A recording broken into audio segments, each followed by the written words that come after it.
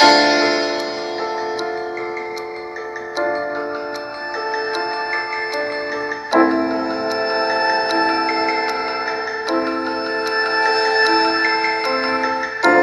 world is facing a crisis of global proportions that threatens the very existence of life on planet Earth. Global warming.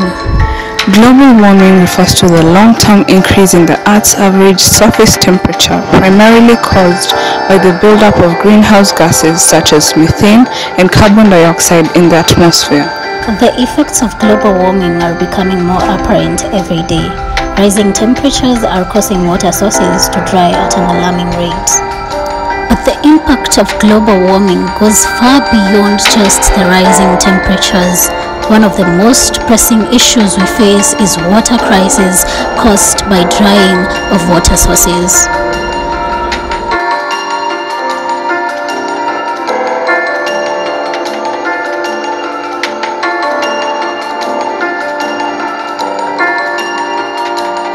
As a result of the global warming and climate change issue, rivers have dried across the country, and this has posed a big challenge to the native citizens and the local residents. A case in hand is River Thiririca. This crisis is not just a problem for those living in scarce regions. This is River Thiririca, located in Juja sub-county, Kiambu. The river once flowed with large amounts of water, but now it's completely dry. What are the adverse effects? The level of water in River Thiririca has decreased due to climate change. As you can see, so many activities of the people living around here have been affected, for instance, farming. As you can see, the residents are still struggling to reach water from River Thiririca despite the depletion, an indication of the inadequate supply of water in the area. In spite of the harm the water might cause, they are left with no option other than consuming what is available. My names are Elvis Sanya, a resident of this lower part of Juja. I reside just next to the Thiririca River, and for sure it's a matter of concern, the climate change, global warming, as a result of human activities. For sure, I will say it is an issue of biodiversity connecting with nature, whereby human beings have really affected the way that nature behaves. For instance, as residents of this area, we normally rely on the river for the supply of water, for washing of our utensils, clothes, and to some extent I will say that some members of the area rely on the river on their activities, such as the people who wash clothes for other people, the so-called mamafuas. They have been really affected because that is their resource. The source of income relies on the water from the river. So it's something alarming, and it's something that is of great concern. As members of the area, on a personal level, I would really like to encourage the government to take initiatives that will help in preservation of the environment, perhaps planting of trees, and also making people sensitized on measures they take so that they will ensure that the water catchment areas are safe and that there is conducive conditions that the rivers may be flowing. We are seeing the effects of global warming on water resources everywhere, from death of both marine animals, birds, insects, and drying of plants, hence affecting tourism. We can reduce these effects and losses in the tourism industry as human beings.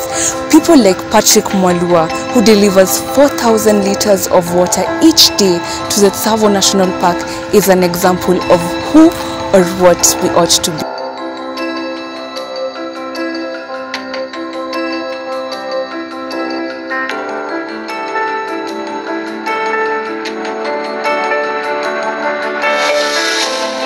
Not only does this crisis affect animals, but also human beings.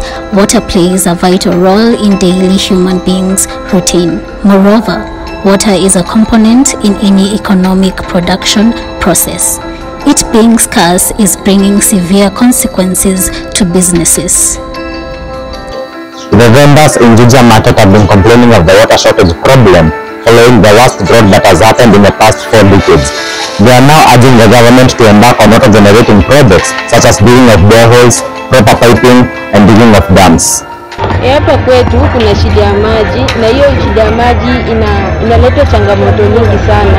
Inapatikana tunakuwa na ugumu wa kuosha mboga, kuosha matunda, inafanya biashara inarudi chini. Sababu kwa mfano inafaa kuongea saa 2 na unajipata unaenda kilomita karibu 20 utafuta maji mtungi moja. Hii ndio inafanya unakuja unajipata biashara yetu imerudi chini sana kwa sababu kuna upungufu wa maji hapa maeneo yetu ya. The future of our planet is in our hands. Global warming can be solved. It's a very serious problem and we need to take action now. But there is hope. Drilling boreholes is an initiative to curb water crisis. Carbon emissions caused by motor engines, burning fuels and industrial gaseous wastes is a major factor contributing to global warming. Use of public means of transport is an initiative. As you can see, most vehicles utilized in Kenya contribute to carbon emissions.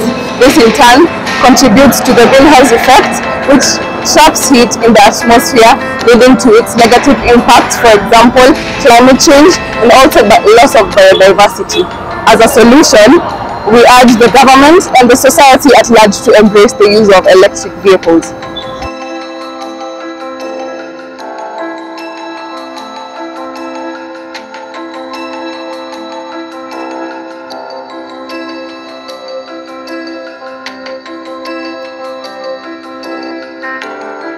Since carbon emissions are a factor contributing to global warming, planting trees among other initiatives will aid to erase and reduce carbon emissions among other factors. As we come to the end of this discussion on the impacts of global warming and the effects that it has had on our environment, it is important to reflect on such effects as we conclude this discussion.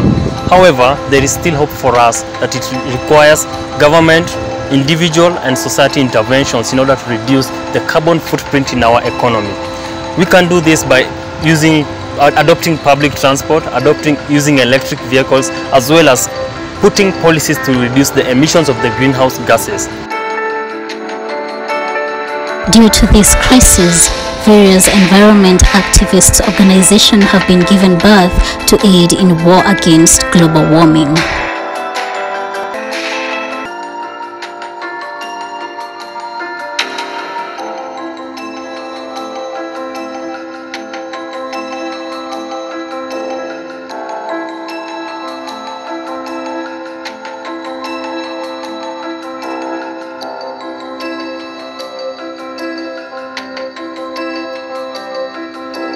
From an environment conservist, global warming can be solved by doing just minor tasks.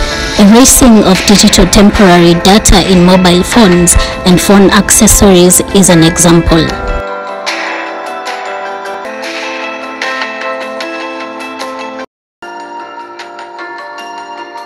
Here I stand, as you can see, is a tire. This is a non-degradable trash, which are among factors contributing to global warming. To get to know the measures to mitigate the global warming, Level Media decides to have a bite with June Nduti, CEO for Rare Movement, which is an environment activist organization. So, carbon emissions, actually there are so many things that release CO2, you'll be surprised. Like for instance, our organization just the other day, I think on Sunday, we partook in Digital World Cleanup Day, and it's an environmental holiday focused on erasing your digital files like pictures, apps, documents, because the internet, it uses a lot of servers to run, and of course now because of this it releases CO2, and so as long as you're keeping these files clogged up in your phone, you're releasing more CO2 to the atmosphere than you can imagine. So we just partook in the activity. We encourage the members to delete the things that they don't need. You find someone snaps like 50 of the same picture, and it's quite not nice if you look at it from an environmental perspective. So by doing such small things, you might be doing a lot without you. The Kenyan government, in collaboration with international agencies such as United Nations, are working in hard to keep our deteriorated climate back to the normal conditions. Without a doubt, climate change is complicating our roadmap towards socio-economic transformation and achievement of sustainable development goals. As we seek short-term measures to respond to the evolving situation, I have directed that a long-term and sustainable solution to the planetary challenges be put in place. The ultimate solution includes greening our country to more than 30% of tree cover by 2032. This UN Climate Conference is a reminder that the answer is in our hands. And the clock is ticking. We are in the fight of our lives and we are losing. Greenhouse gas emissions keep growing. Global temperatures keep rising. And our planet is fast approaching tipping points that will make climate chaos irreversible. There is still time to curb global warming.